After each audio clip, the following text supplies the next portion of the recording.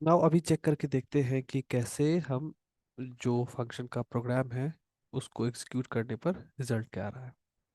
So S include stdio dot H.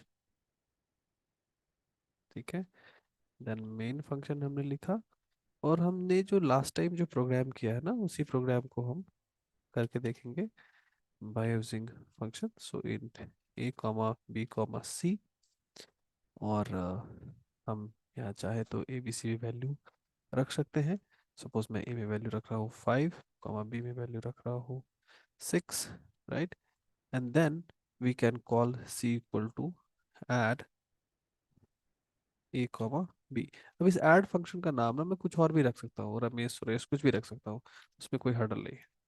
And then I can write print function, and within the print function I have two part. This part will write the variable name, और इधर अपने को type of सी रखना है।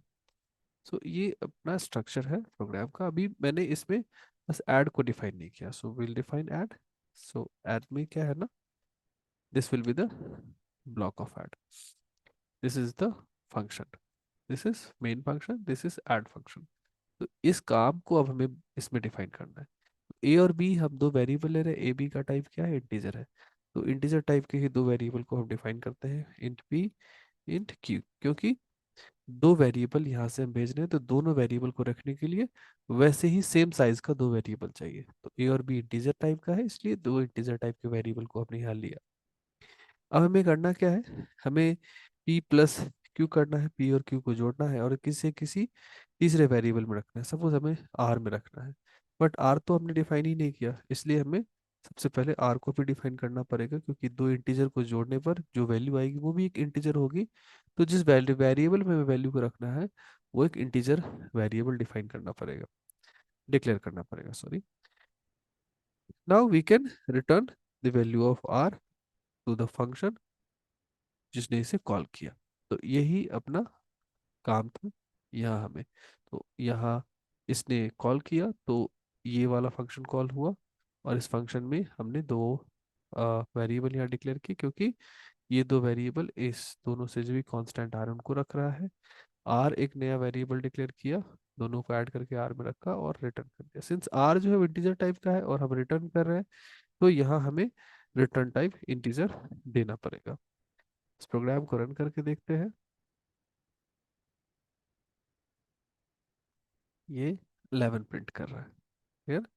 तो यहाँ की value print कर रहा है। आर जो भी यहाँ देखो, इस फंक्शन में हम कुछ प्रिंट नहीं कर रहे हैं, फिर भी सी की वैल्यू ये 11 प्रिंट कर रहा है, राइट। मैं थोड़ा सा प्रोग्राम को मॉडिफाई करता हूँ, यहाँ मैं लिख देता हूँ value of C equal to, clear. अभी इसको रन करते हैं, ठीक है, लिख रहा है ना value of C equal to 11। आ, इस प्रोग्राम की यूजिबिलिटी को थोड़ा और बढ़ाते हैं। यहाँ मैंने मतलब स्टैटिकली वैल्यूज ले लिया है, तो ये अच्छा नहीं है। मैं क्या करता हूँ, प्रिंट फंक्शन यूज करता हूँ, प्रिंट एफ, एंड देन मैं यूजर्स को ही बोलता हूँ कि तुम मुझे वैल्यू दो, enter the values, value of A, A की वैल्यू मुझे दो। And then I can write scan function, और स्कैन फंक्शन में मैं चाहूँगा कि मैं ए को स्कैन कर लूँ। So we can write percentage D and ampersand A, this is the way we write. So मैं कॉपी करता हूँ, इससे कट करते हैं, राइट। मैं बी के लिए यही काम करने वाला हूँ। So we write B, we write B. तो ए और बी की वैल्यू अभी हम यूजर से लेंगे। मैं यहाँ स्लैश एन दे देता हूँ, थोड़ा सा कोड देखने में और अच्छा लगेगा, और वैल्यू ऑफ सी भी ये प्रिंट करेगा।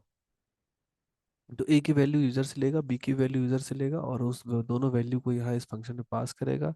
फिर ये फंक्शन उस वैल्यू को पी और क्यू में लेगा और पी क्यू को ऐड करके आर में वैल्यू को रखेगा और आर की वैल्यू रिटर्न करेगा, जो कि सी में चला जाएगा और सी की वैल्यू को फिर प्रिंट कर देगा।